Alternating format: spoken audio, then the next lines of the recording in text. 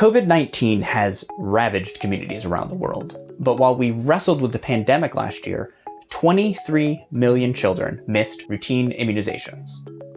I'm Matthew Faniole, and in this episode of Data Unpacked, Catherine Bliss joins us to explain why officials can't wait to the end of this or any other crisis.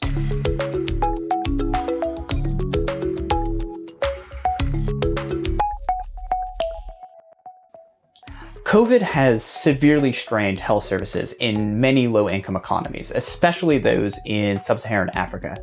And in many places, routine immunization programs, those being the ones aimed primarily at children under the age of 5, were put on hold. But even before the pandemic, these countries were struggling to keep pace with growing populations.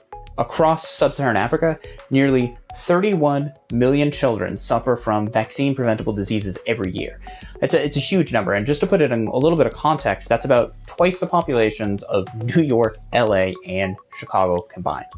It's a massive challenge, and it's one that's only going to get harder. Africa's population is growing. It's expected to double by the middle of the century, when the continent will also be home to nearly 1 billion children.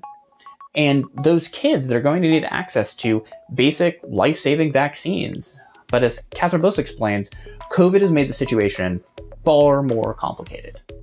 Since the start of the pandemic, we've seen some backsliding in terms of access to routine immunization services worldwide.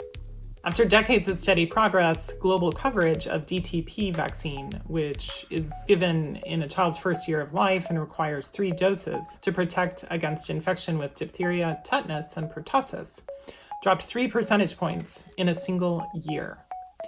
Now, children who are missing out on DTP doses are in all likelihood also missing vaccines for other infections, such as measles. Getting back on the right track requires sustained annual investments to pay for, store, and transport vaccines, train health workers to deliver them, and educate families about the importance of immunizations. And this is where the United States and other high-income countries can play a critical role. They can support countries' efforts to strengthen their immunization systems, find and vaccinate children who may have missed out, and plan for meeting the needs of larger cohorts of children.